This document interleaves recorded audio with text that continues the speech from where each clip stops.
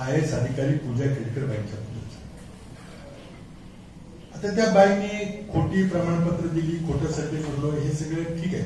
हा एक विषय चाललेला आहे. दिल्ली पोलिसांनी तिच्यावर FIR दाखल केलेला आहे.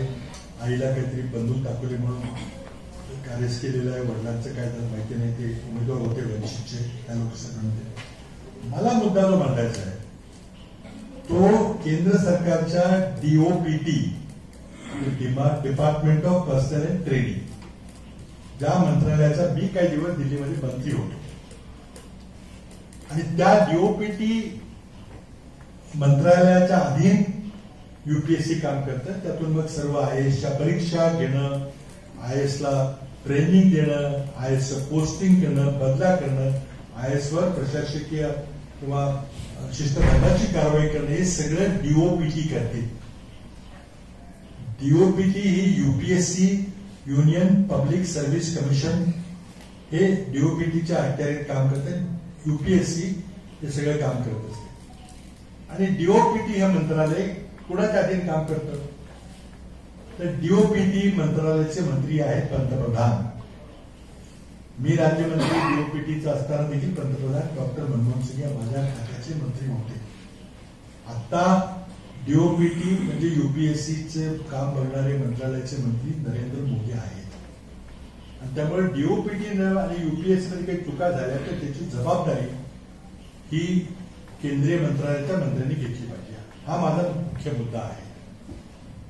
आता ह्या ज्या बाई आहेत खूप कलरफुल हिस्ट्री आहे, आणि त्यांनी OBCचा दाखला घेतला एका बाजूला.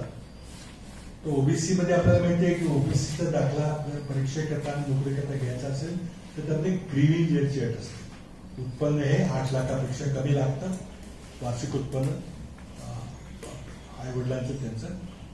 आणि त्याचबरोबर आई वडील हे क्लास 1 ऑफिसर प्रशासकीय नसले पाहिजेत, क्लास 2 ऑफिसर नसले पाहिजेत. ते असले तर तुम्हाला क्रिमिनल मिळत नाही. आणि नंतर मग उत्पन्नाची अट आहे. त्या पूजा खेडकर बाईंनी एकतर OBCचं खोटं प्रमाणपत्र घेतलं, त्यामुळे उत्पन्न चुकीचं दाखवलं, बऱ्याच काही खोट्या भानगडी केल्या. आणि त्याचबरोबर दुसरं एक प्रमाणपत्र घेतलं, डिसेबिलिटी, अपंगत्वाचं प्रमाणपत्र घेतलं. अपंगत्वाकरता काही अटी आहेत. डिसेबिलिटी विथ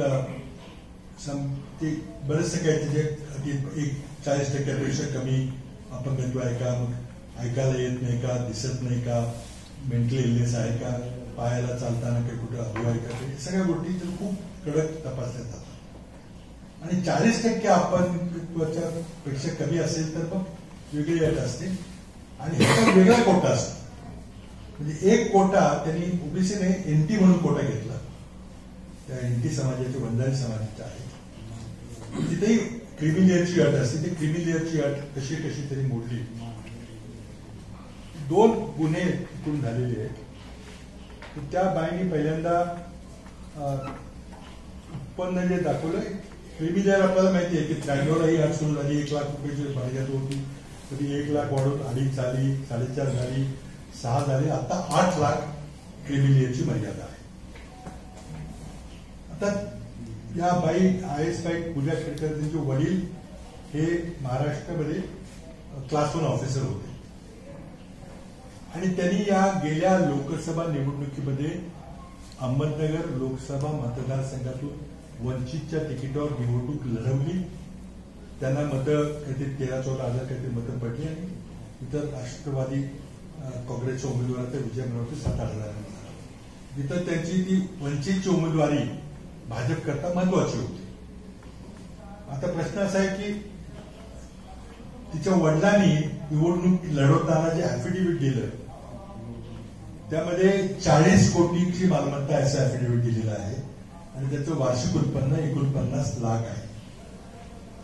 पूजा खेडकर यांनी 23ला जेव्हा आपल्या प्रॉपर्टीचा दाखला दिला होता त्यावेळेला त्यांनी त्यांचे 5 प्लॉट आहेत आणि 2 अपार्टमेंट आहेत त्यांच्या स्वतःच्या नावावर, आणि त्याची मार्केट व्हॅल्यू 22 कोटीची आहे असं सर्टिफिकेट दिलं होतं. तरीही त्यांनी काय केलं की माझ्या आई वडिलांचं सेपरेशन झालेलं आहे, त्यांचा डायव्होर्स झालेला आहे, ते वेगळे राहतात, त्यामुळे माझी आई मला सांभाळते, तिचं उत्पन्न नाहीये, असं त्यांनी ती कहाणी रचली.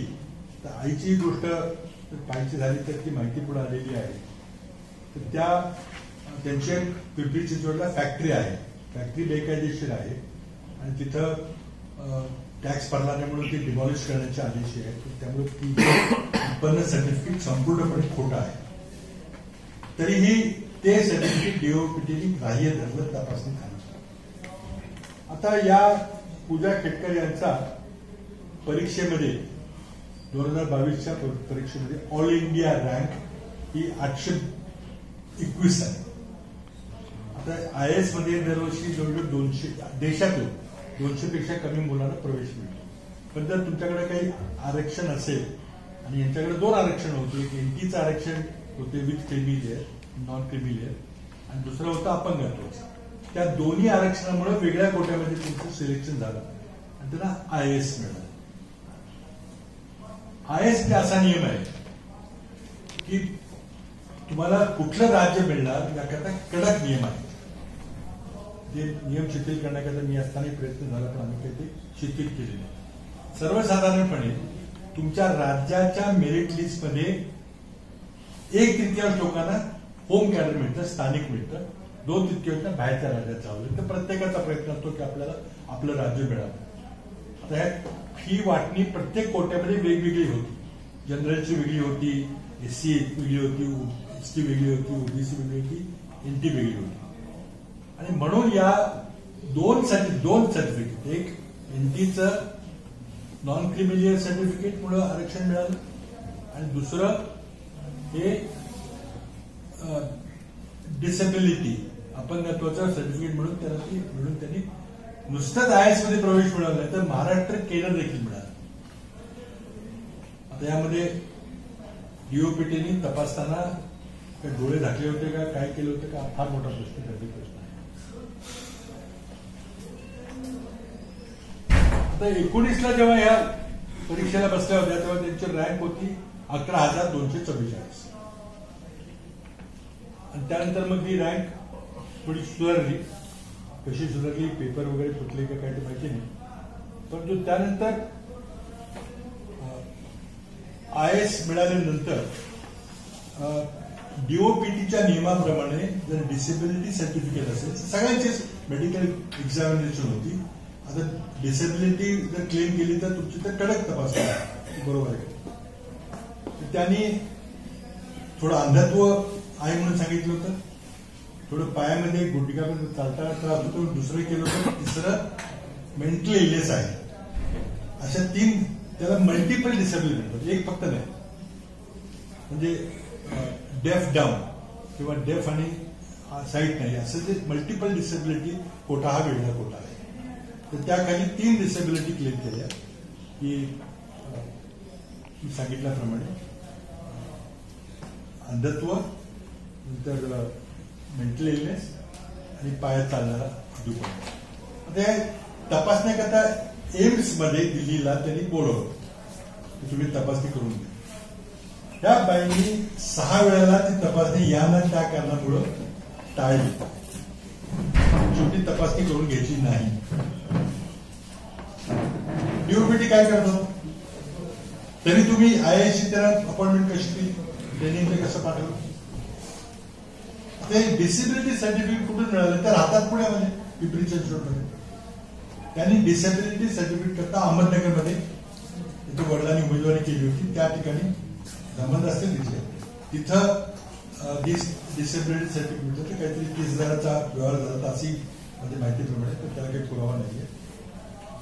त्याला मग हे मल्टिपल डिसेबिलिटीचं सर्टिफिकेट अहमदनगरला मिळालं, पुण्यातून नाही घेतलं. आता पुढं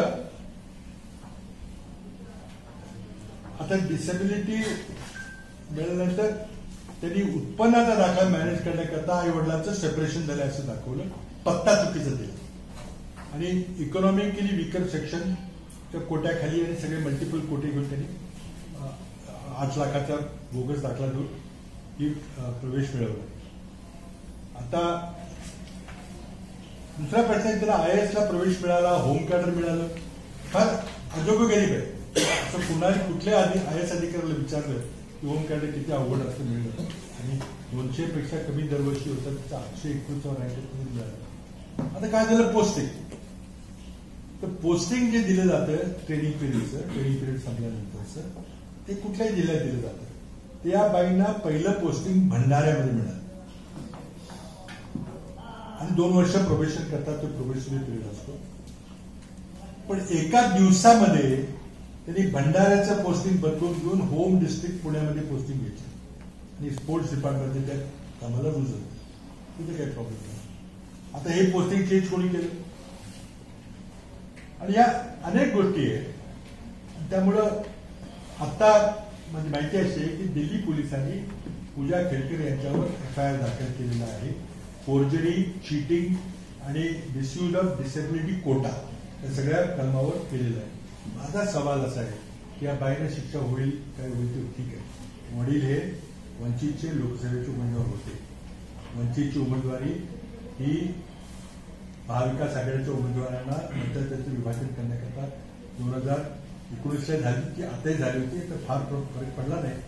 पण वंचितच्या उमेदवारामुळे झालं. पण सुदैवानं वंचितच्या या खेडकरांच्या उमेदवारीमुळे काही निकाल काही बदलला नाही, तर महाविकास आघाडीचा उमेदवार निवडून आला.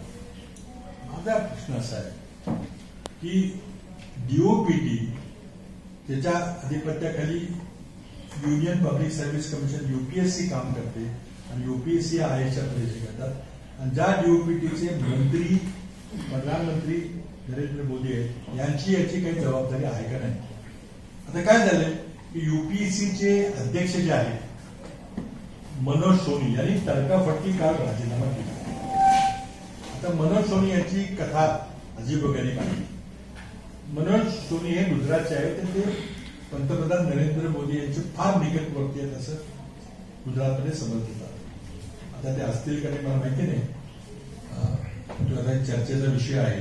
ते गुजरातचे आहेत, आणि देशात सर्वात कमी वयामध्ये एका मोठ्या विश्वविद्यालयाचा उपकुलगुरू व्हाईस चान्सलर होण्याचा मान मनोज सोनीला मिळाला.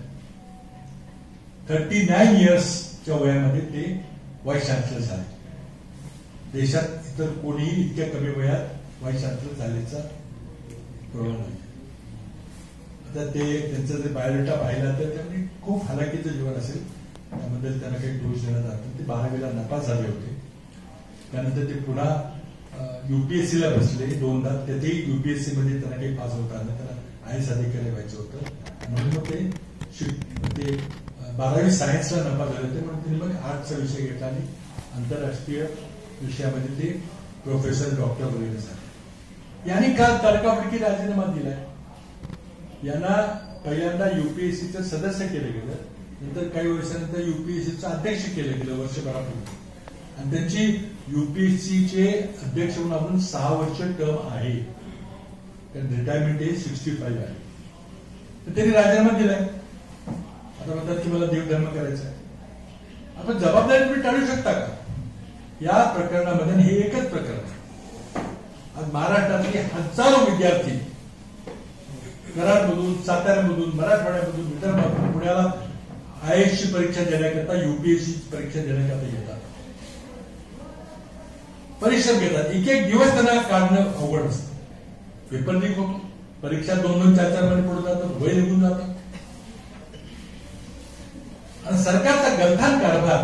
पेपर फुटतात. आमच्या वेळेला पेपर बरे फुटले नाहीत, आताच कसे फुटायला लागले, आताच राजकोटचं कनेक्शन कसं निघते, आताच कुठलं कनेक्शन निघते. आणि हा सगळा प्रकार, स्पर्धा परीक्षेचा प्रकार, पेपर फुटीचा प्रकार, स्पर्धा परीक्षेमध्ये नियम मोडून एखाद्या राजकीय व्यक्तीला मदत करायचा प्रकार हा अतिशय निंदनीय आहे. माझी मागणी अशी आहे की जरी मनोज सोनी यांनी UPSCचा राजीनामा दिला असला अध्यक्षपदाचा, तरी त्यांच्या सर्व विभागाची त्यांची स्वतःची CBI इन्क्वायरी झाली पाहिजे. अशा प्रकारचं खोटं सर्टिफिकेट देऊन आई वडील विभक्त आहेत, माझ्या आईचे उत्पन्न धरा, वडिलांचं धरू नका, खोटे अपंगत्वाचं सर्टिफिकेट देऊन किती माणसं आत घुसलेली आहेत, किती माणसांना मोदींच्या डीओपीटी डिपार्टमेंटनी, मंत्रालयाने आणि युपीएससीने किती माणसांना असं घुसवले याची सखोल चौकशी झाली पाहिजे. त्या प्रकरणामध्ये पोलिसांनी दिल्लीमध्ये एफआयआर केला तर तुमच्या केंद्रांवर खोटं बोलण्याचा काही सजा होईल ते होईल. पण माझा प्रश्न आहे डीओपीटीच्या आणि युपीएससीच्या अपयशाबद्दल, केंद्र सरकारच्या अपयशाबद्दल. यामध्ये आणखी कोणा मंत्रालयाचा हात आहे?